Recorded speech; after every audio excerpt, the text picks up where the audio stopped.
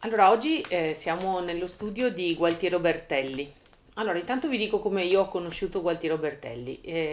Una sera ero ragazzina a cena con degli amici, mi dicono, secondo me mi dice un amico, devi spostare l'obiettivo, devi toglierti dal prettamente popolare e devi andare su quel movimento di ricerca che ha dietro un pensiero filosofico molto importante su quello che è la storia, ma la storia del Novecento fino agli anni 70. Dico, ma esiste? Dico io. E mi presentano un disco di Gualtiero Bertelli, quindi vengo a conoscere questo personaggio. Comincio a seguirlo nei palchi, fin tanto che un giorno, una sera, ad Asolo, finito uno spettacolo, ci troviamo al ristorante, Gualtiero è seduto con la sua compagna, io entro con mio padre e Gualtiero dice: Ah, io sono quello che fa fisarmoniche. Mi a febbraio compiso 60 anni e voglio una fisarmonica fatta da io. E mio padre dice: Va bene, vedemo, sì, può essere. Io sapevo benissimo che non avrebbe potuto essere. E così, insomma, alla fine ci siamo conosciuti di persona. Da quel momento è cominciato un lento dialogo e io ho scoperto che era una persona che si poteva avvicinare e che non era una persona che era lì, ogni tanto scendeva anche dal palco e ho cominciato a capire che personaggio e persona in realtà per quanto riguardava Gualtiero erano la stessa cosa, perché come lui è di persona è in palco. Quindi questo personaggio ha cominciato a diventarmi familiare. E oggi, insomma, l'intervista dopo tante chiacchierate tra di noi, dopo aver anche condiviso il palco, oggi ho deciso che lo raccontiamo. Ecco, ma diciamo che facciamo che si racconta lui. Ecco. Ciao Gualtiero. Ciao Francesca, Allora, dopo che lo sapevamo. tocco sì. Da che parte cominciare a raccontare Gualtiero Bertelli? Diciamo che di solito mi metto la meta di una mezz'oretta e stamattina pensando, chissà se con Gualtiero mezz'ora basta, ho pensato, vabbè, pazienza, quello che è. Raccontiamo solo le cose che ci va di fare, quelle brutte non le raccontiamo. No, certo, qui no, qui siamo perda. Allora, Gualtiero Bertelli, come parti, cioè com'è che comincia la tua avventura musicale? Cioè come tu ti avvicini alla musica e come diventa per te un mestiere? Allora, alla musica non mi sono avvicinato io, ma mi hanno avvicinato. E mi ha avvicinato mio nonno dopo il primo vagito. Accidenti. Perché la famiglia Bertelli, che era composta da mio nonno, mia nonna e 7 figli, i figli maschi, le femmine no, suonavano tutti uno strumento. E mio nonno anche, suonava la chitarra. Però mancava una fisarmonica. Per cui quando sono nato io, primo nipote maschio, e per giunta sono nato il giorno del compleanno di mio nonno, che si chiamava Gualtiero, intanto il nome era già deciso. Ma soprattutto mio nonno Gualtiero ha dato un pugno sul ginocchio di mio padre, che era anche gonfio, poveretto, e ha detto: sei nato Gualtiero e suonerai fisarmonica. Accidenti. Quindi Destino segnato. a 2 anni mi hanno regalato la prima fisarmonichetta giocato, con la quale ho rotto i timpani a mezzo mondo, alla Giudecca a Venezia. Invece il primo passo verso la fisarmonica suonata, non sbraitata, è stato quando avevo 5 anni e mezzo, che mio papà mi ha portato a scuola, mi ha condotto a scuola dal maestro Grossato, Umberto Grossato di Venezia. E per imparare, mio padre faceva il metalmeccanico all'Arsenale di Venezia e pagava 350 lire all'ora e ne prendeva 16.000 alla quindicina, quindi 1.000 lire al giorno fondamentalmente. Quindi un terzo di una sua giornata di lavoro per la mia lezione di musica, però lui mi accompagnava, quindi lui le imparava la musica, io un po' meno.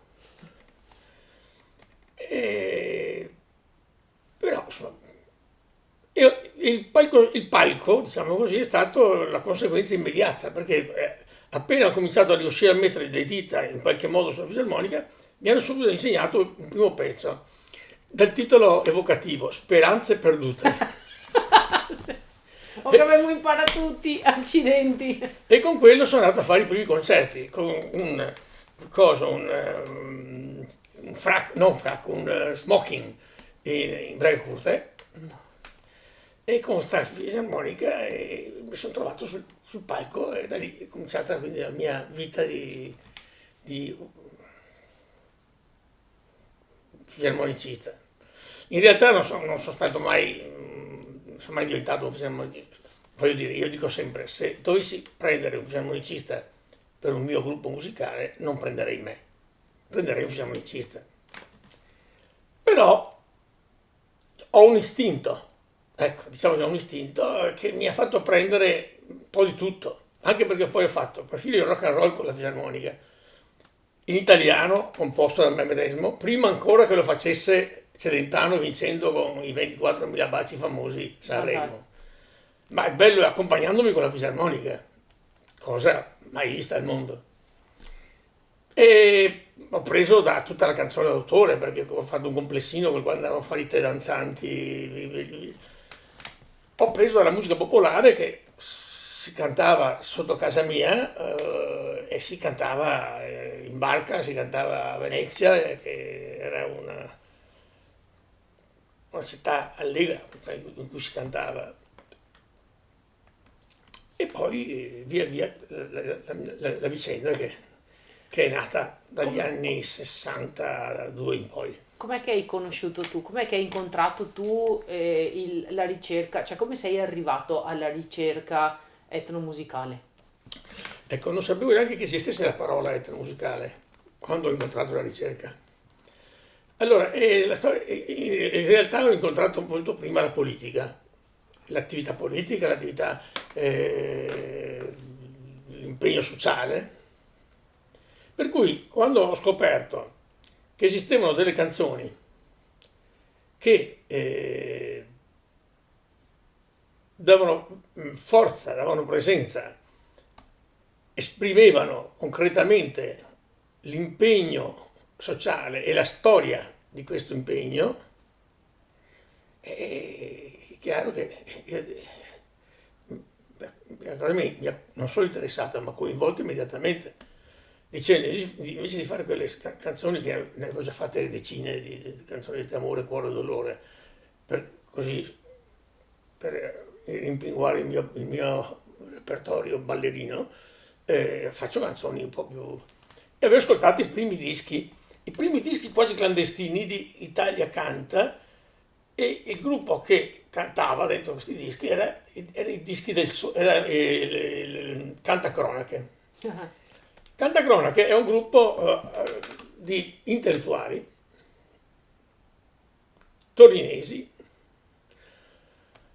o meglio, che orbitavano attorno alle case editrici torinese Einaudi, ma intellettuali di fama. Italo Calvino, per dire un nome che tutti conosciamo, Sergio Liberovici come musicista, e molti altri che adesso naturalmente quando ci penso poi la vecchiaia, sai cosa vuoi. E insomma, poi arriveranno anche gli altri, che erano musicisti, poeti, scrittori, cantanti, attori. Troviamo personaggi via via che si ingrossa e che scrivono canzoni e si uniscono sotto un'etichetta che si chiama Canta Cronache, e cioè dicono basta cantare cuori, dolori, cantiamo la cronaca, cantiamo i fatti, cantiamo ciò che succede, e questo è la svolta. è la svolta, perché cantiamo ciò che succede loro, ma non sapevano ancora neanche loro che c'era già chi lo faceva, per esempio i cantastorie, che cantavano da centinaia di anni ciò che succedeva. Quando si saldano queste due cose, si scopre che dietro a questo c'è una ricerca ormai molto avanzata e molto di etnomusicologia, anzi una ricerca di etnografia all'interno della quale c'è anche il settore etnomusicologico.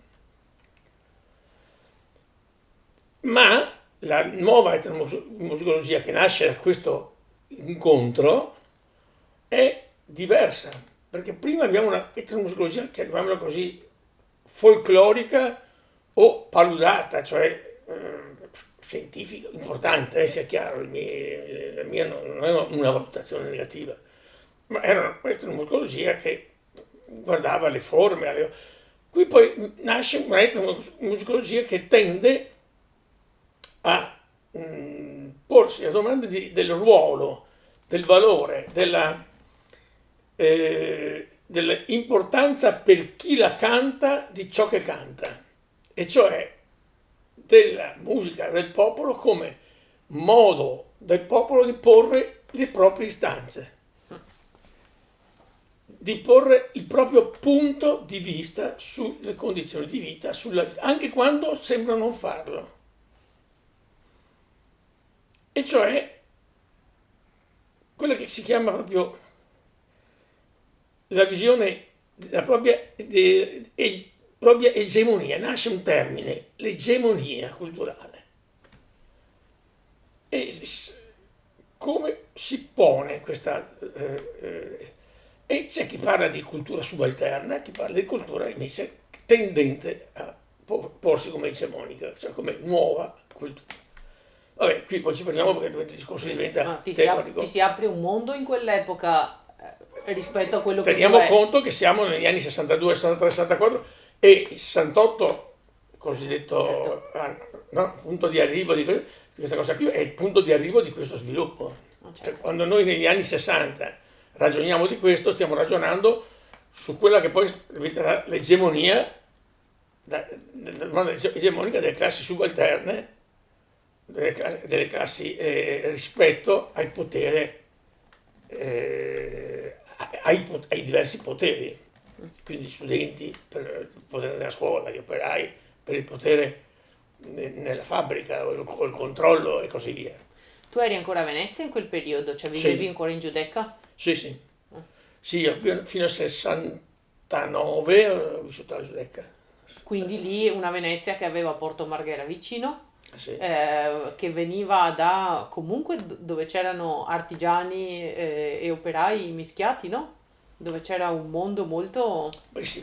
identitario in Beh, sì. Venezia. La Giudecca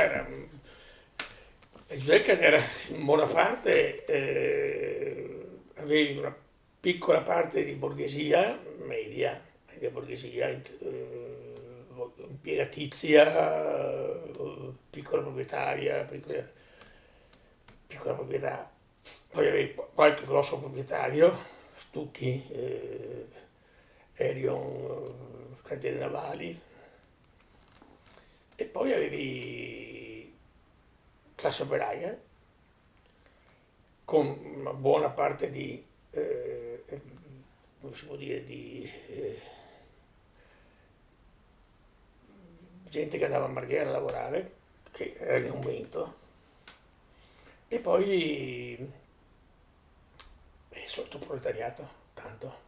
Quindi in quel contesto nasce quello che per te era il cantare la cronaca. Eh sì, la prima canzone che ho fatto ha raccontato la cronaca. L'ho fatta perché un mio amico che ambiva a fare il regista, e poi l'ha anche fatto, seppure underground, voleva raccontare un fatto accaduto a Roma di un ragazzo che aveva rubato allora c'erano le radio a transistor, quelle giapponesi piccoline, e aveva rubato su una macchina a scoperta, e alle 14.30 di un giorno, alle 14.30 il titolo anche della canzone, ed era scappato, è uscito il proprietario di questa macchina di questa radiolia, che era poi il proprietario del bar ai Tre Scalini di Piazza Navona.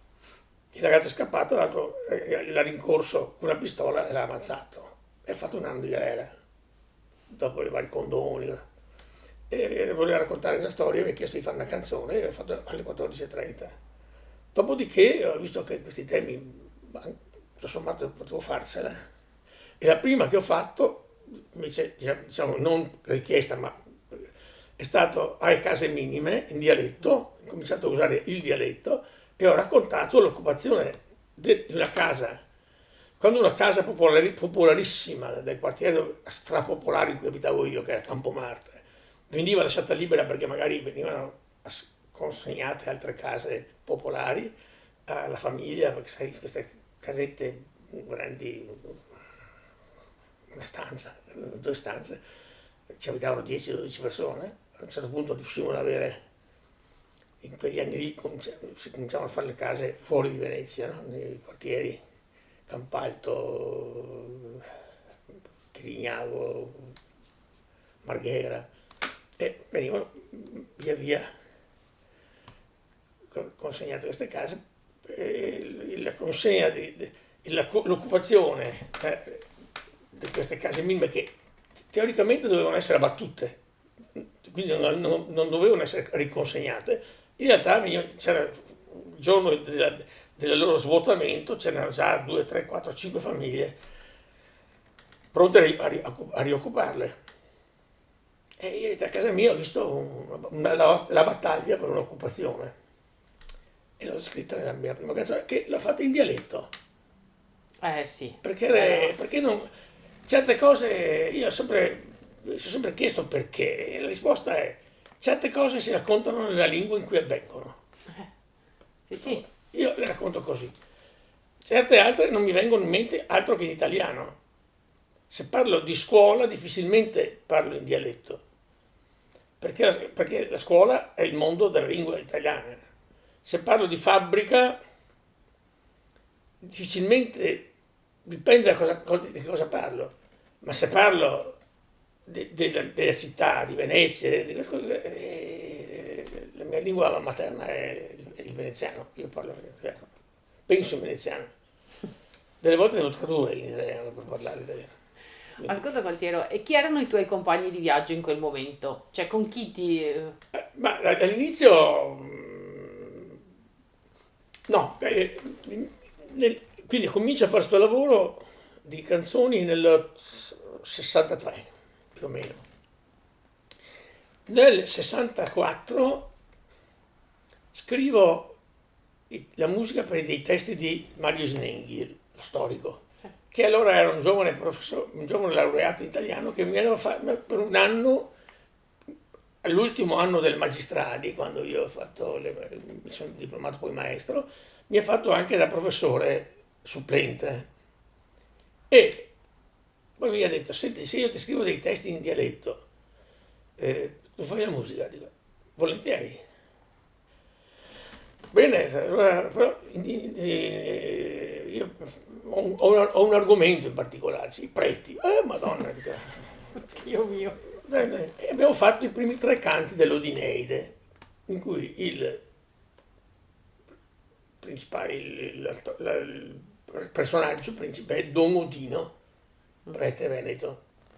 Poi nel 72 è venuto fuori il 4º canto dell'Odineide.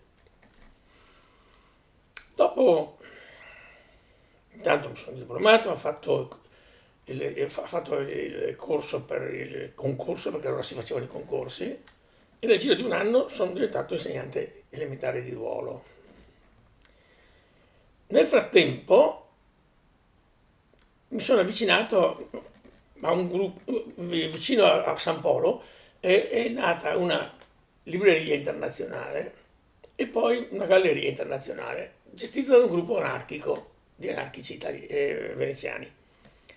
In questa libreria si vendevano libri stranissimi, nel senso che avevi tutti i libri anarchici di questo mondo e poi dischi e qualche altro libro d'arte, quindi una libreria sui generis, nel senso. E dischi, c'erano i dischi del Sole e c'erano i dischi di Italia Canta, è lì che trovavo queste strane pubblicazioni introvabili altrove. E c'era anche tra il gruppo che gestiva queste due iniziative una giovane donna di nome Luisa Ronchini che amava cantare, cantava con una bella voce impostata in maniera diciamo leggera, no? La musica leggera, ma un vocione. E amava queste canzoni.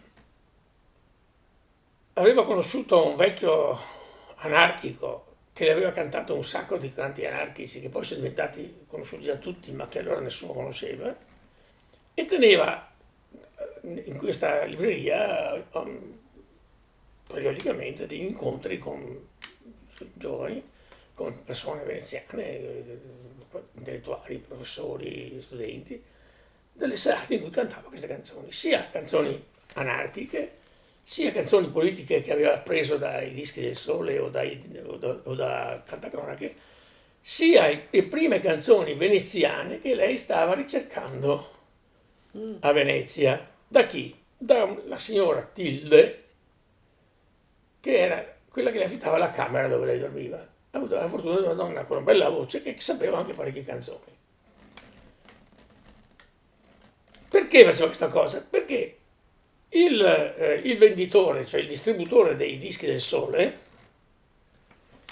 che era anche uno che faceva parte, sì, non era un commerciale, era proprio di questo piccolo gruppo delle edizioni Avanti, allora si chiamava ancora edizioni Avanti, poi è divenuta edizione del Gallo, gli aveva detto: guarda, stiamo facendo con la direzione di Roberto Leidi, un giornalista non ancora noto etnomusicologo, stiamo facendo una collana di dischi di canti popolari delle regioni italiane e del Veneto non abbiamo quasi nulla. Se tu fai una ricerca con la voce che hai potremmo anche fare un disco. E allora lei ha cominciato dalla Tilde, che ce l'aveva di casa in bottega, e si è presa sulla Tilde e l'ha torchiata. Dopodiché, e quindi ha cominciato anche a far sentire queste canzoni veneziane. A settembre del 63, sì, o 64, aspetta, 64, sì, 63, 64, il primo ottobre cominciavo il mio primo anno di insegnante, attorno al 20 settembre, abbiamo fatto una festa a casa di un insegnante che andava a Roma, una festa di tutti gli amici, gli anarchici, questo gruppo insomma 20-30 persone. E allora Mario mi disse: porta la fisarmonica che la volta buona che facciamo sentire le nostre canzoni di Don Odino. E insomma, Luisa con il chitarrista che l'accompagnava ha cantato alcune delle sue canzoni. E poi fuori programma sono arrivato io con queste cose, ho creato un'ilarità generale. E alla fine lui mi dice: Mattia, perché non facciamo un gruppo io e te? Tu poi sono le fisarmoniche, canti qualcosa, poi impari delle canzoni e così andiamo. È nato questo gruppo ancora innominato, il Circolo Concerto Marchesi, e abbiamo preparato un programma di canti della Resistenza con letture. Se non che mandiamo l'elenco delle canzoni, cosa non ho più fatto in vita mia poi. E questi bravi compagni hanno la buona idea di pubblicare il programma delle canzoni sulla locandina. E cioè, Fucile vecchio mio compagno, finché arriva a un certo punto che c'è una canzone che è la canaglia pezzente. Solo che il compositore, perché allora c'erano ancora tutte le lettere mobili, si sbaglia e scrive la coniglia pezzente, che non è. La Luisa si incazza come una bestia, perché lei si incazzava con una certa facilità, e dice: io non canto la coniglia pezzente e non mi presento, casino, e pretende che i compagni vadano col pennarello a correggere il che naturalmente fa mettere ancora di più gli occhi. Vabbè, comunque, e questo, insomma, siamo partiti con la coniglia pezzente. Andata bene, è stata una cosa divertente, e ha dato il via a questo gruppo, senza che è stato presentato come il gruppo della libreria internazionale. Prima. Dopo un po', alla fine eravamo all'inizio delle scuole, quindi ottobre, a Natale è venuto a Venezia Michele Straniero, una delle colonne prima di Cantacronache, e poi Cantacronache nel frattempo aveva chiuso nel 62, aveva chiuso la sua attività, che era durata 5-6 anni, e Michele era passato a lavorare qui di Dischi del Sole, ed era venuto a Venezia per registrare le testimonianze di alcuni comandanti partigiani per un disco di testimonianze sulla resistenza, a rendersi operie, poi pubblicato. E siccome conoscevo Luisa perché con lei aveva già fatto un paio di concerti, è venuto nello studio di Romano Perusini, un pittore che ci ospitava per le prove, per conoscerci, perché lei ha detto, ma vieni, abbiamo fatto un gruppettino, e ha conosciuto a me, mi ha sentito, aveva sentito le mie canzoni, le ha registrate, perché lui viaggiava sempre con il registratore, poi doveva anche registrare con gli altri. E dopo, basta, così. Dopodiché a febbraio, primi di febbraio, dice, sentite, telefona e alla Luisa dice, se volete il 10 di febbraio a Mantova c'è la presentazione della nuova edizione del Bella Ciao, uno spettacolo che era stato a Spoleto, presentato l'anno prima con successo e polemiche infinite. Allora, arriviamo a Mantova, a un teatro sottoterra, ricordo che si andava giù, e lì abbiamo conosciuto Giovanna Alfini per la prima volta, Sandra Mantovani, Ivan della Mea, sono stati questi personaggi che per me erano dei nomi mistici. E dopo, nel primo tempo in cui loro hanno cantato alcuni pezzi del Bella Ciao, si sono presentati un ulteriore gruppo di Piadena, e poi noi. E poi Ivan con canzoni nuove sue, insomma, una cosa. E noi abbiamo cantato 9 canzoni, 6 la Luisa e 3 io, per tenere le distanze di grado come Sì, certo, certo. E di mio ho cantato Masti Signori, alle Case Minime e i Doppiovani, uno dei preti, suscitando grossi applausi, specialmente per Masti Signori. E alla fine dello spettacolo Gianni Bosio, piuttosto entusiasta, Gianni Bosio era il capo, l'amministratore delegato dei Dischi del Sole, quindi, e delle edizioni del Gallo, edizioni avanti ancora, allora erano ancora edizioni avanti, poi diventano edizioni del Gallo, e ci chiede se andiamo a mangiare una pizza con loro. Noi andiamo a mangiare la pizza, eravamo io, Luisa e il chitarrista. A tavola con noi a mangiare la pizza c'era anche Nanni Ricordi. Nanni Ricordi era l'amministratore delegato della nascente Società per Azioni Nuovo Canzoniere Italiano Spettacoli, che gestiva la nuova edizione del Bella Ciao e poi intendeva gestire tutta una serie di altri spettacoli, che per me mi pareva già una bella notizia. Certo.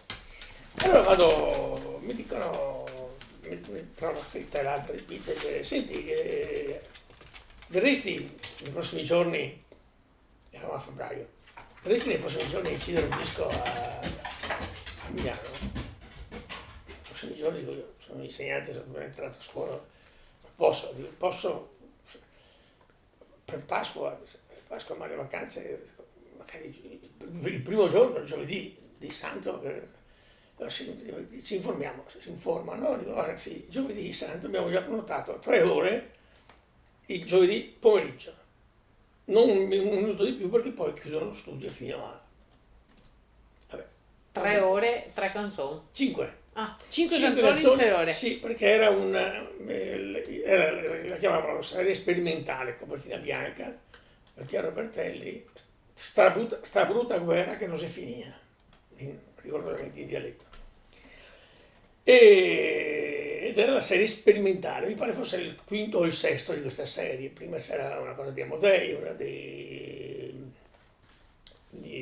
due mi pare di Ivan, qualcosa con Dario Fo, e poi non sapevo più chi mettere. Sono stato in qualche modo la salvezza perché hanno detto meno male, quindi ha avuto molto risalto nella stampa questa cosa perché è un nome nuovo. Oh, certo. E sono arrivato là con la mia fisarmonica, mi ha messo il piano di un leggio tra la fisarmonica e la voce perché non rientrasse dalla voce, e sono partito. Io non ero mai stato in una sala di incisione e sono partito. Ho fatto buona la prima, no, questa rifarla, 3 ore, ho fatto il missaggio e tutto. Tutti i miei dischi sotto Gualtieri che ho fatti così. È proprio una moda vecchia, come una fotografia. Si ferma a quel momento e via. D'altra parte, Però quelli sono quei dischi che poi passano alla storia, no?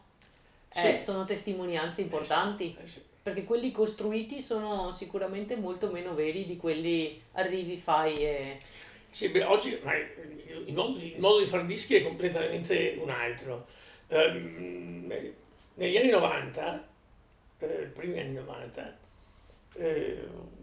Gigi Nono, e assieme, non mi ricordo, all'allora professore di elettronica del conservatorio, non mi ricordo il nome, hanno fatto una mostra alla Cadoro sulla storia della musica elettronica.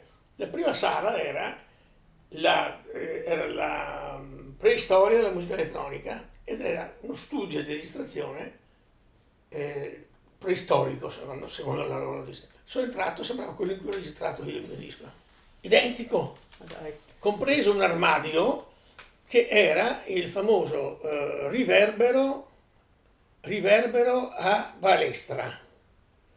E si chiamava balestra perché era un armadio di ferro, metallico, quelli dell'ufficio statale, con dentro una balestra da camion. Per cui entrava il suono, si scuoteva la balestra, veniva ripescato da un altro microfono dall'altra parte e veniva registrato, riverberato da una balestra da camion. Bene, in alcuni studi ipertecnologici viene ancora utilizzato il riverbero della balestra, tanto perché per la qualità, per il tipo di suono. Quindi lì comincia effettivamente Gualtiero Bertelli come Sì, nome, come cioè nome. entra nel panorama della storia della musica del Novecento in quel momento. Sì, entra pian pianino, angolino, piccolo, piccolo, Insomma, è piccolo. una sorta di inizio, no? Di là, Sì, ecco, sì. diciamo che l'intonazione dell'orchestra è avvenuta in quel momento. Sì, Quello che è stato dopo, da lì fino agli anni 80, per capirci, no? sì, In sì. cui è durato questi Per- 15 anni, ecco, questi 15 anni di spinta molto forte. Cosa sono stati per te? Sono stati, ma è stata. È stata più politica, è stato più futuro, è stato più documentazione. Ma tutto insieme perché capisci, era soltanto una serie di opportunità che si sono rinforzate a vicenda, cioè tu hai in un posto, conosci delle persone e da queste persone apprendi dei fatti, conosci situazioni nuove, quindi cresci politicamente, culturalmente, ma anche musicalmente, perché poi hai la possibilità tu di farti capire, di comunicare con loro e loro di comunicarti. E conosci altri colleghi, altri musicisti che fanno musica in maniera diversa da te, qualche volta in maniera molto diversa da te, qualche altra volta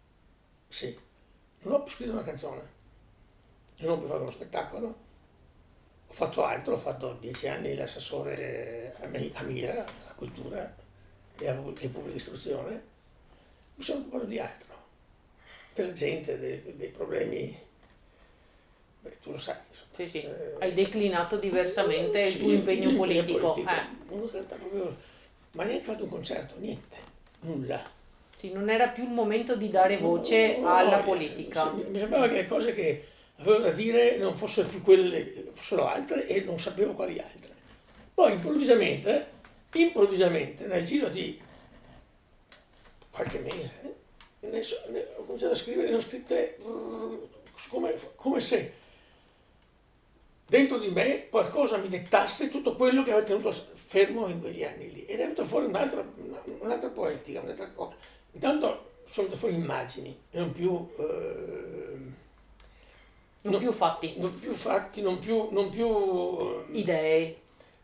sì, ma neanche, non so, ammonizioni, Sì, certo. prediche, ma la prima che è uscita è Barca de Carta, No, che è una metafora, eh,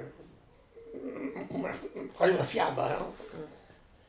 E dopo di Barca de Carta sono venute fuori cose come il cinema, quello su mio figlio che era appena nato, quindi cioè proprio la dimensione umana in una situazione normale, quella certo. quella che siamo, che E viviamo. questo succede alla fine degli anni '80, quindi. 70, beh sì, perché questo disco tra l'altro l'ha avuto il Targa Tenco nel 87, Ah, ok, quindi erano.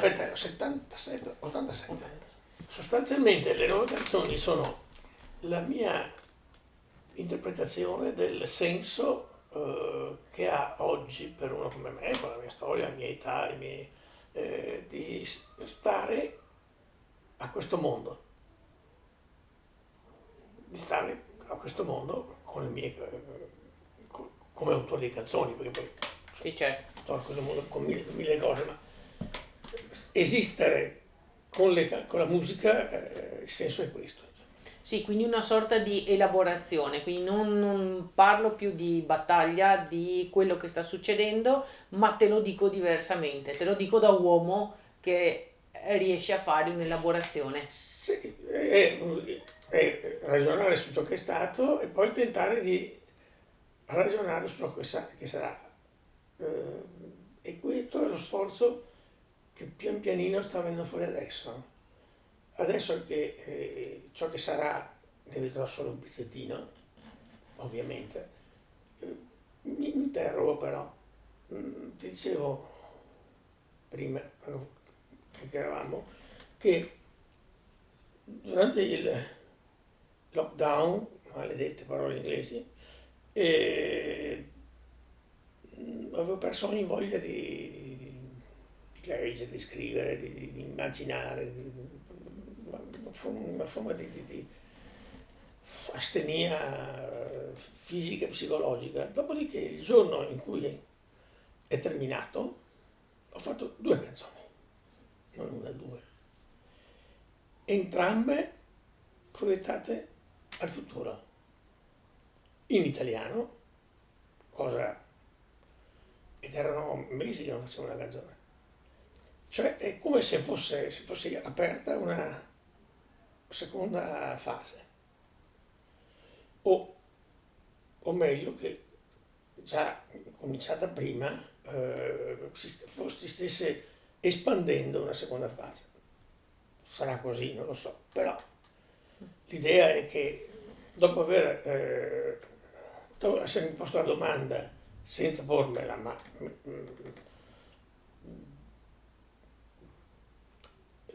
Qual è la direzione del cioè, futuro?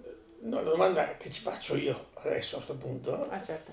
adesso c'è quell'altra, e cosa posso fare adesso perché domani resta una testimonianza almeno della mia, di quanto mi sto interrogando su quale sarà il nostro futuro. Ascolta Gualtiero, in questo momento che senso ha, secondo te, questo repertorio di musica tradizionale, di musica di tradizione orale, di musica che comunque viene dal passato a documentare vari aspetti del passato, si consolida negli anni 70 dove si sviluppa un- un- una visione dell'attualità, cioè una testimonianza cantata dell'attualità, in questo momento. Tutto questo ha senso. Cioè, ha senso riprendere sto repertorio? Io me lo chiedo continuamente, cioè che senso ha che io vada in giro con la fisarmonica a fare questo repertorio che ormai è archeologia per chiunque, anche proprio come pensiero, anche proprio come ideologia, anche come politica in un certo senso, non partito, ma politica proprio, quella a lungo termine. Secondo te che senso ha? Ha senso? Ma la risposta è: ha senso la conoscenza?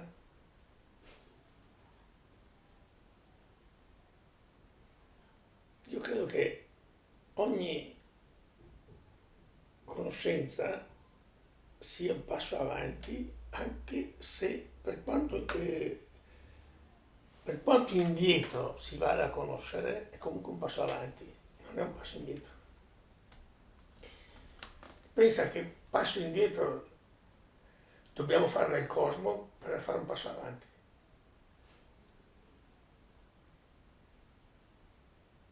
Per conoscere gli ultimi secondi della storia della vita nel cosmo, della nascita del cosmo, dovremmo conoscere gli ultimi secondi che ci mancano da conoscere. Se ci riuscissimo sarebbe il più grande passo avanti che possiamo fare. Quindi, Difficile aggiungere qualcosa. non solo, ma tieni conto di un'altra cosa, che noi viviamo in un piccolo puntino nel cosmo, dove il tempo sembra una cosa disgiunta dallo spazio. Ma se noi ragioniamo in termini di spazio-tempo, e cioè che tutto è compresente nello spazio, tutto ciò che accade che è accaduto nel tempo è compresente nello spazio, ciò che è accaduto ieri, l'altro ieri e l'altro ieri c'è, non è che sia scomparso. Non abbiamo occhiali per vederlo, perché non possiamo dotarci degli occhiali. Perché no? Forse per questo quando si dice è giusto comprendere la storia, c'è questa sorta che poi io non sono mai stata, non sono mai stata d'accordo fino in fondo sul fatto che se non conosci la storia la ripeti, in senso che non è conoscendo il fatto storico, è riuscendo a fare un'analisi Nella storia, certo. dell'avvenimento, delle cause, delle motivazioni, Ma del senso di conoscere quella. significa proprio questo. Quello è il fatto di conoscere proprio profondamente. Io mi rendo conto anche con la musica tradizionale, io capisco che non è facile, che non è dire si stava meglio prima, ma è dire guarda che prima è successa questa cosa. Quindi a volte dico no, noi andiamo ancora a trovare qualcuno portando qualcosa. Ed è esattamente quello che per millenni i contadini hanno fatto con Certo. i signori, perché non andava mai l'acqua e man in man. Quindi ci portiamo delle azioni, dei pensieri, dei Certo. modi che non conosciamo e quindi anche nella musica forse questo. Ma la musica non è una cosa a sé stante, la musica è una delle forme attraverso le quali il genere umano si è elevato, si è trasformato, è elevato, forse è diventato genere umano, è una delle trasformazioni che ha contribuito a creare questo genere che ha sicuramente modificato molto il pianeta, forse lo condannerà a morte, ma forse contemporaneamente, forse contemporaneamente eleverà o trasformerà a nuova vita altre parti dell'universo, chissà. È un Sì, Gualtiero Bertelli proiettato al futuro. Quando si pensa a Gualtiero si pensa di di recuperare il passato, di recuperare la memoria di un passato. E in realtà Gualtiero è nel futuro e questa cosa è... Ma perché non esiste passato e futuro? Ah, sì, sì, Nello spazio-tempo c'è tutto. Non c'è ancora il futuro perché lo stiamo creando noi, ma si aggiunge a tutto ciò che c'è. Quindi è ovvio che se ognuno di noi pensa al suo pezzettino e non può fare diversamente, ma ogni volta che ci domandiamo, vale la pena di... La mia risposta è come no? Come voglio contribuire anch'io a lasciare qualcosa agli altri da cercare. certo. Qualcuno tra 1000 anni, 2000, non so, un giorno passeggiando nel passato scivolerà sopra una banana a forma di nina e dirà che cazzo è sto qua? Chissà. Grazie Gualtiero. Grazie a te e saluto i miei amici che avranno la pazienza di aver sentito questo sproloquio. Grazie.